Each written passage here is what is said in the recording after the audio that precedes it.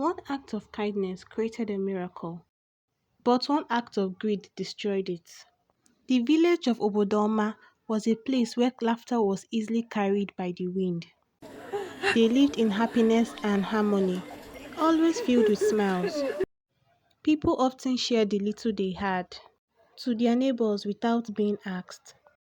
Suddenly, the land of Obodoma was gripped by a long drought.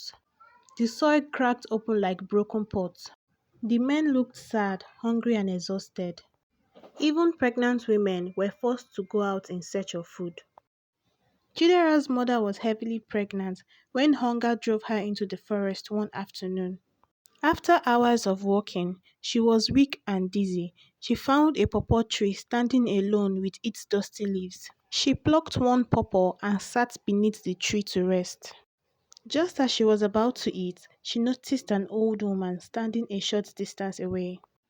The woman's clothes were thin, her eyes sunken, and her hands trembled slightly. It was clear she had not eaten in days. For a moment, the pregnant woman hesitated. That was her only food. After a while, she slowly stood up and handed the fruit to the stranger. The old woman ate quietly, like every bite carried weight. Afterwards, she picked up the soil and put it in the hands of the pregnant woman. You have fed what is older than hunger. This child you carry will walk with the earth. This gift is not for trade and guide her.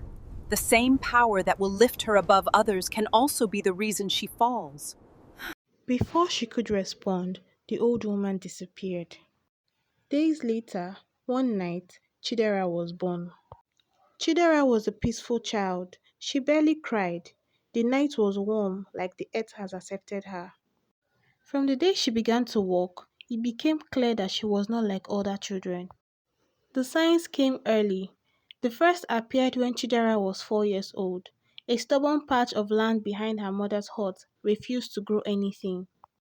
One afternoon, while playing, Chidera stumbled and pressed her hands into the soil. By morning, green shoots pushed through that same soil. The second came during another dry season.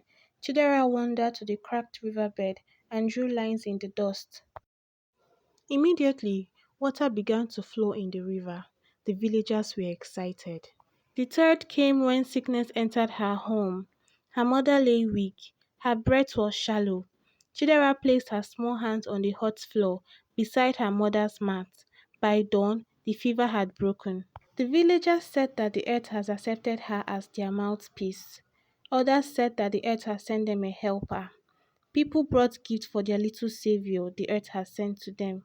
Chidera's mother often caught her daughter staring at the gift with desire. Her mother would always ring it in her ears to never be greedy. She always reminded her daughter of the consequences of being greedy.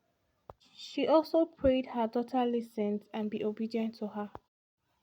Years later, Chidera grew into a beautiful young lady with long hair and bright eyes, and as she grew, her gifts grew strongly with her. If a farmer's crops were dying, she would kneel down on the soil, stretch her hands on the dust, and by sunrise, the leaves would stand green again, and the farmers would have food to eat and also sell in the market. When streams dried up, she touched the riverbed and water returned.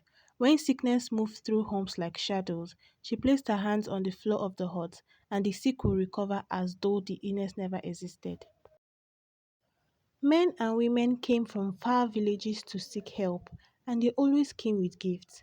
They never came empty handed. Some brought yams, some brought goats.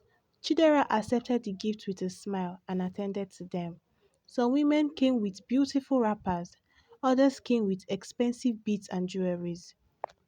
Chidera never asked for anything. She accepted whatever that was given to her. Gifts soon piled up in her heart, and she looked at them with admiration.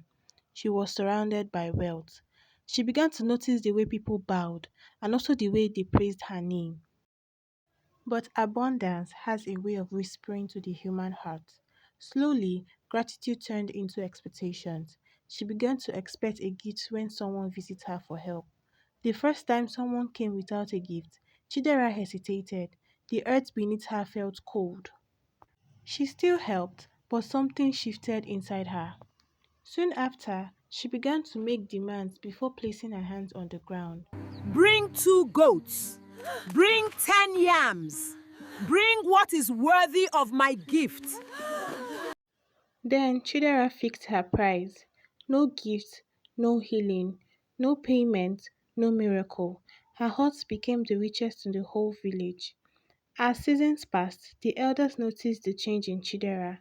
The elders warned her, but she laughed at them. The earth gives freely, but it punishes greed. The earth listens only to me.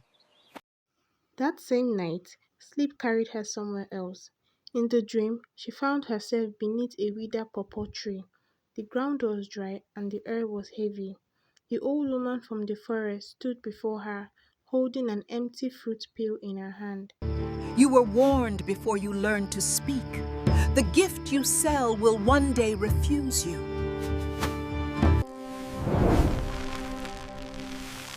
You were never the source. You were only the passage. When Chidera woke up, fear lingered briefly, but then pride washed it away. Then one morning, the most desperate case came. A woman arrived with her only child, a teenage boy whose body burned with high fever. Chidera knelt down, pressed her palms into the earth, and waited, but nothing happened. She pressed harder. The child breathing slowed, but the earth remained cold and silent. Almost immediately, people gathered in the hut, also waiting to see the boy healed. But still nothing happened. For the first time in her life, Chidera understood. She now understood the dream she had when the old woman pressed the empty fruit peel into the earth. Then she realized that it was her gift that has returned back to the source. From that day on, no matter how deep she pressed her hands into the ground, the earth no longer answered her call. The villagers soon learned to live without Chidera. The land healed itself slowly, and this story of greed lived on to many generations.